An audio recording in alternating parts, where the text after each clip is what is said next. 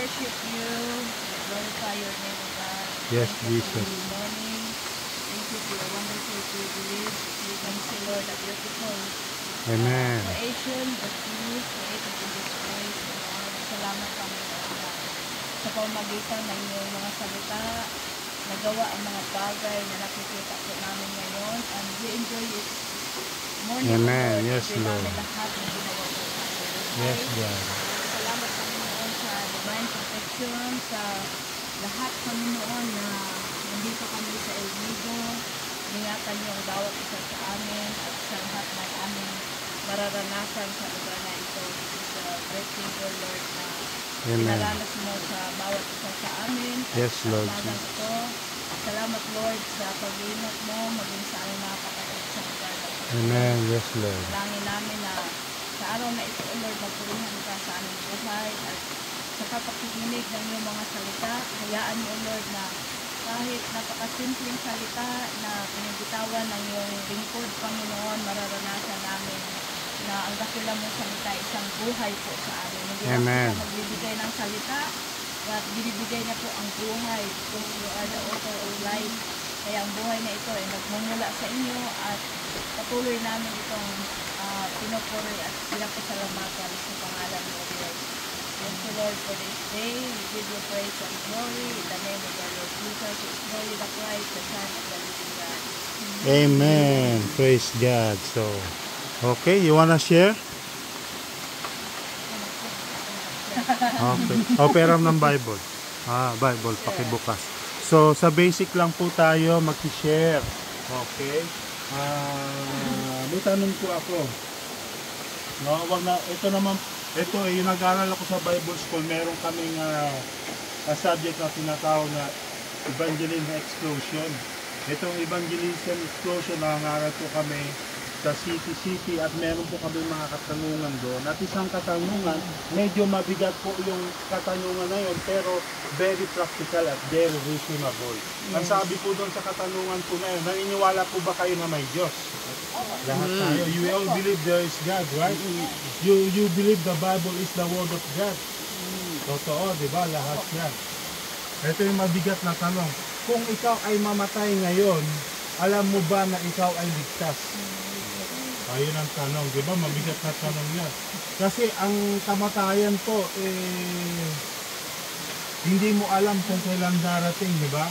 Pupunta po kayo sa puninaryang, sa ngayon, sa cemetery, makita mo matanda, bata, middle age, hindi po umipili yan ang edad.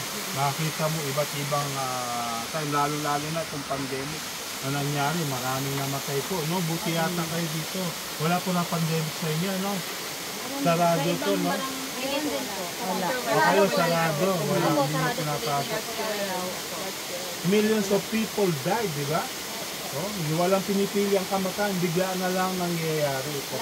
Pero ang tanong, kung mangyari kaya ulit yung pandemic ngayon at minamalas-malas tayo, kung naniniwala kayo na may Diyos, may Bible, kasi ang Bible sinasabi may langit at lupa, di po ba? Si Kristo napatay sa krus sa Kalbar para sa atin. Kung mamatay kaya tayo ngayon, kayo po ba ay nakasiguradong ligtas kayo? Hindi kayo nakasiguradong. Pero alam niyo, pwede po natin siguraduhin. O naligtas tayo. Alam mo kung bakit? Kasi po sa... Okay. Pakibukas nga ito, Jo. Ito mo. Para makasigurado tayo na ligtas tayo. Alam niyo po, ito po yung pinakamahalagang regalo na makukuha po natin. Kaligtasan. Mas mahalaga pa po ito sa platinum na mahukay mo o ginto. Kasi yung ginto, may iwan mo yun, di ba? Mamamatay ka, may iwan mo. Maging pamilya mo, anak mo, lahat po tayo, darating tayo doon. Ang tanong, kung pupunta ka ba sa pinakamainam na lugar, yung sinasabi ng Bible na sinabi nyo, naniniwala kayo. Sabi nyo, hindi. Pero sabi po ng Biblia, pwede po tayong magkaroon ng assurance na tayo po ay may kaligtasan. Sabi po ng Bible. Ito yung Bible mo dito. Sabi po sa John 3:16, babasahin ko po sa inyo, no? Ito ay sabi ng Bible, hindi ako, ha? Okay, Bible po ang nilabasa natin. Hindi ako naglalala ng religion din. Hindi ko kayo yung sabi ng Bible, ito. John Narinig ko na po ito, sabi po dito. Matagal na po ito, sabi, for God so loved the world that He gave His only begotten Son, that whosoever believeth in Him shall not perish but have everlasting life. Sa Tagalog, sapagkat ganun na lamang ang pagsinta ng Diyos sa sanlibutan at ibinigay niya ang kanyang bugtong na anak upang ang sino man sa kanya ay sumampalataya, sino man yung magtiwala kay Jesus, sino man yung i-embrace, magpasakop kay Jesus, siya yung maging Diyos at Panginoon. Sino man yung sumunod kay Jesus, kaya yung ibig sabihin ng sumampalataya dito, hindi lang isang nguso. Kasi po, maraming naniniwala kay Jesus, diba? Pero tanong, ligtas ba sila? Ang problema po doon, hindi po natin nakita sa kanila yung tunay na sila naging anak ng Diyos. Pero sinasabi dito na faith sa English po to believe, sa Greek word pesteo, action word to, hindi lang ito yung pananampalataya sa nguso, hindi na ang verb. Pag sinabing pananampalataya, niyakap mo talaga, naniwala ka talaga kay Jesus Christ, nagpasakop ka talaga sa Kanya, yun ibig sabihin po dito, para maintindihan. Sino man daw ang sumampalataya ay huwag mapahamak. O, biro mo. Ano yung kapahamakan na sinasabi po dito? The word salvation sa Greek, marami pong ibig sabihin. Salvation sa kapahamakan. Halimbawa, di ba, lalo na dito, pag malakas, no, meron kayong gustong i-rescue, di ba? Dahil responsibility rin kayo, no, gusto niyong tulungan, di ba? Yung tao na yun, di ba? Ito yung isang privilege na makukuha mo sa Panginoon. Dahil anak ka ng Diyos, pwede kang tulungan ng Panginoon para iligtas ka. Isang word yun. May kapahamakan, dilubyo, pandemic, maraming patotoo na pinagaling sila ng Panginoong Yesus. Isa sa kaligtasan na sinasabi dito. Pero yung pinakamalaking plano ng Diyos na kaligtasan, yung buhay, sabi dito, yung buhay na walang hanggan. At sino man sumampalataya kay Jesus, yakapin, magpasakop kay Jesus, hindi reliyon, okay? Hindi sinabi iglesia, katoliko, born again, wala. Jesus Christ, yung persona ni Jesus Christ, si Jesu Cristo. Sino man ang sumampalataya sa Kanya ay hindi mapahamak, di ba? Sabi po doon. Upang ang sino man sa Kanya ay sumampalataya ay huwag mapahamak, kundi magkaroon ng buhay na walang hanggan. So ang tanong ngayon, ang tanong ko, meron ka bang kasiguraduhan pag na isang tao ay maliligtas? Meron, di ba? Sabi ng Biblia, ang sino mang sumampalataya, sino mang yumakap kay Jesus Christ ay may buhay na walang hanggan. Marami pa po yan sa Bible. Ito lang ang pinapakita ito, ilang verse lang to, pero po, ang dami po sa Bible na nagpapakita na ikaw ay may assurance, may kasiguraduhan kung ikaw ay magpapasakop kay Jesus Christ. Okay? Yan po ang greatest gift na makukuha po natin dito sa lupa. Hindi po naging Bill Gates ka, kasi maging Bill Gates ka, diba sabi nga ng Biblia, makuha mo man ang mundong ito, what's the profit of man, you gain the whole world, but lose his own soul. Sinasabi ng Biblia, ang Panginoong Yesus, mas mahalaga yung buhay mo, mas precious ang buhay mo kaysa sa buong mundo. Kasi yan po ang katotohanan, yung things of this world, material things lang po yan. Pero tayo, may living soul po tayo, may kaluluwa tayo at espiritu. Pag namatay ang tao, itong katawan natin, babalik sa alabok, di ba? Sabi po ng Biblia, nagmula ka sa alabok ka babalik. Pero yung hiningahan ng Diyos na nagkaroon ng buhay, yung espiritu kaluluwa, eternal yon. Ayun yung part natin sa Panginoon. Kaya ibang creator po, ibang creation po tayo, hindi po tayo katulad ng aso.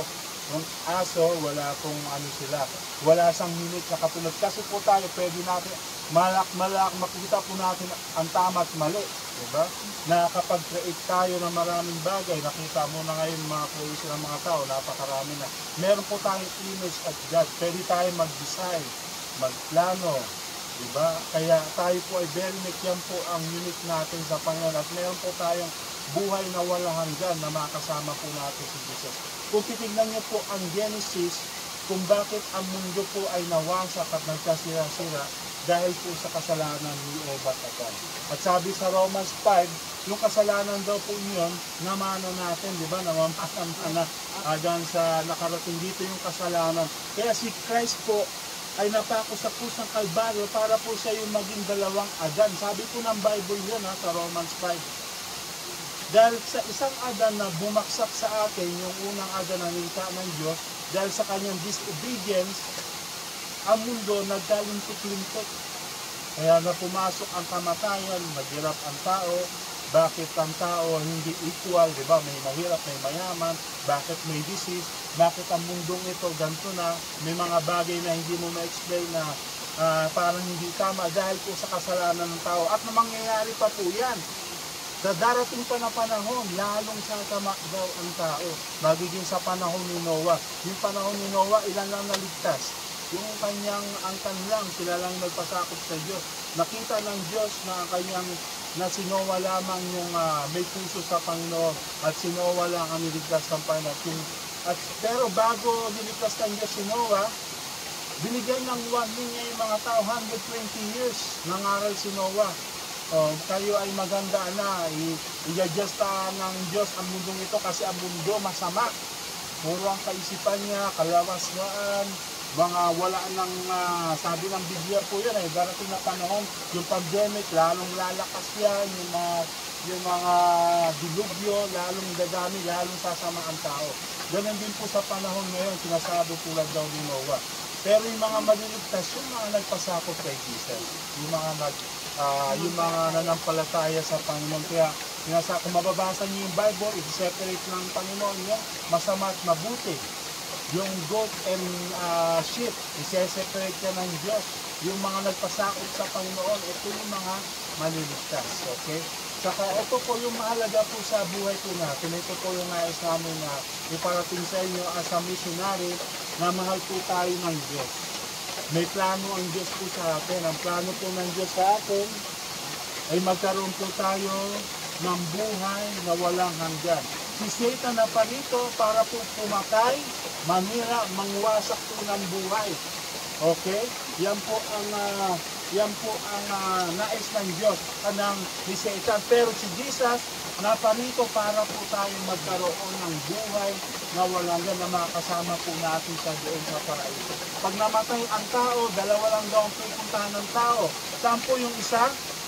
Sa langit. Sa pamagitan ni Jesus. Yung isa sa impyerno. Bakit ang punta ka sa impyerno? Sabi ng Biblia. Dahil sa actually po tayo masama. We are evil. Lahat po ng tao masama. Mapapop man yan, ano man leader yan, masama po yan. Ang mga tao lang po naligtas, yung mga nagsisi sa kanilang mga kasalanan at sila po ay napatawad sa kanilang mga kasalanan sa pamagitan po ni Jesus Christ. Ayan po yung si Jesus Christ, yung kanyang sign of the cross, yung ibinigyan niya yung kanyang buhay doon sa Kalbaryo para po kapalit po natin. Alam niyo po, inabi doon si Jesus Christ sa krus. No, yun po ay isang sinumpa na tao, pero sinumpa po siya hindi po sa kanyang kasalanan. Sabi po ng Biblia, nasumpa po si Jesus dahil sa kasalanan ng sanlibutan. At ito ay tinanggap ng Panginoon, no? Nang siya ay nabuhay na muli sa ilang araw, 3 araw. At makita natin na si Kristo po ay na-raise again at siya po ay nagtangkol sa ating grave. Okay? So, si Pastora na po magpapatuloy sa video. So, Okay, Diyo, patuloy mo yung sinabi ko. ano na lang siguro na kasi.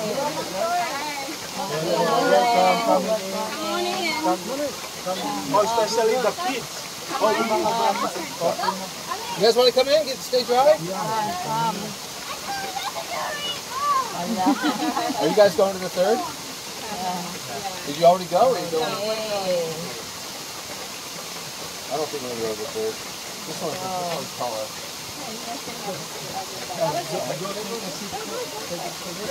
Just be careful, that's all. Actually, we're doing our Bible sharing because it's Sunday. So you are, take a seat so you can hear. Who made the fire? Who made the fire? Oh, wait, Kim is ready. Oh, okay. Yeah. Yeah. So again, we will continue. We talk about Jesus Christ. Go for it. Go Yeah. for it. We talk about Jesus Christ died on the cross for our behalf. And the Bible said that if you believe in the Lord Jesus, you will be saved. So this is the greatest, right? You know what is sad to say? But the life is, that's how it is sometimes. We never know. God forbid, you know. But our life is like that. Di ko natin alam, you know. But the Bible said, if you put your trust in the Lord Jesus, you know, He will come into your life and forgive you in your sin. He will wash away your sin, okay? And when He wash away your sin, He will give you the Spirit, and that is the assurance that you are saved. That's what it's Okay? That is the greatest gift that we can have. So, again, we can have that assurance today if we pray and trust the Lord Jesus Christ, our Lord and Savior. Okay? So, you want to share? Who's want to share more? You guys want to share the gospel? Or blessed, you want to share? Because this is open Bible sharing, you know. We're doing our Sunday sharing. Let's acknowledge Jesus Christ, you know. He's our Savior and Lord. You want to share, bless? Go ahead. So, we will share before we go to the other side.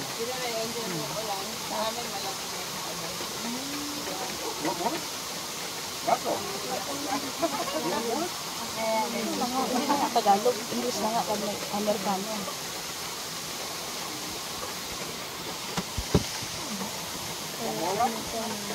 Okay, so again, sino pong gusto na magkaroon ng buhay na wala hanggan po sa atin? Lahat po tayo, no? O lahat po tayo. Awan ko kung bakit sila nahihiya. Look like the energy are slow. I don't know why. It's Sunday now, so we can pray for salvation. Okay, you wanna share? Go ahead, bless. Be energized. Don't shy. Okay, yeah. So we're talking about the gospel of the Bible. So the Bible is the Word of God, and every standard that we have in our life is in the Bible. So we need to realize why we need the Christ, why does Jesus needs to come here as a man and 100% God to save us from our sins. What happened?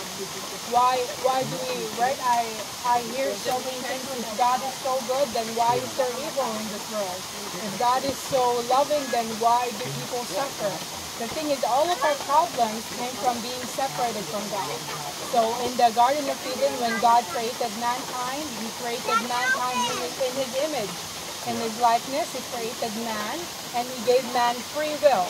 So there will be no free will if there's no choice. So the man had a choice. He can choose for himself whether to obey God's word or to disobey God. And to disobey God, it's not that, oh, now that you're separated from Him, now I'm going to punish you. No. Now that man has become separated from God, now this is your life without me. Because if you see the life with God that they had in the Garden of Eden, they had no problems at all. You see the life they had in the Garden of Eden, they did not need to work for shelter. They did not need to work in order to have food. They did not need to work in order to have all these things. They had every blessing that they need. God blessed them so greatly. And you can see that God blessed them so greatly. And the greatest blessing that they had was that they could be with God. They could talk with God. They could walk with God. They're in communion with God. And when God gave them the covenant, which is the word, God is word. And so He said, so if you take hold of me, if you take hold of this world, then you are with me. And when you are with me, you have everything. But now if you choose to disobey me, you choose to separate yourself from me, then this is your life without me. So life life separated from God, all of these problems come. Versus pain in childbearing, the problems that we have right now, all of these things have one cause. It is because we are separated from God. Because of Satan tempted them because of sin, and now we have become separated from God.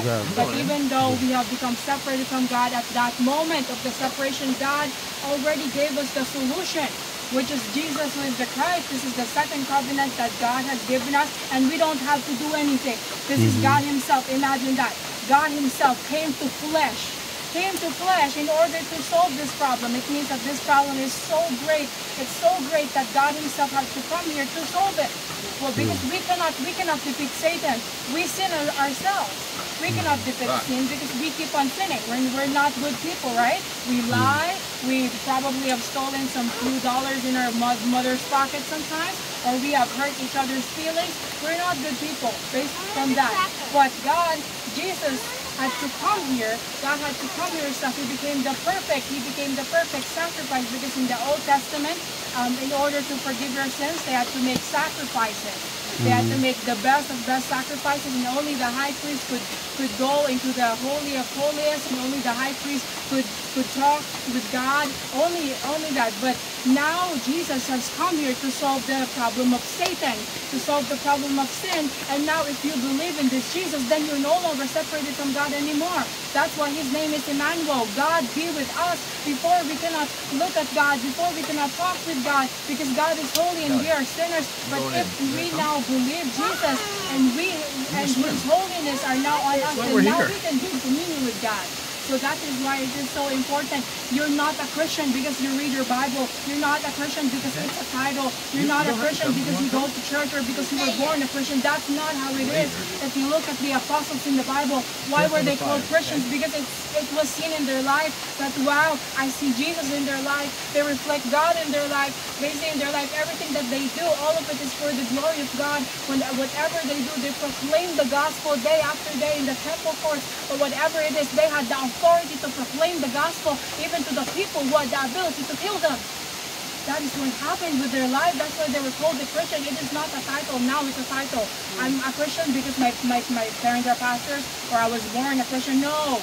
Christian, this is your reality. This is the way you live your life. And when you live your life, you live it for God. And when you die for God.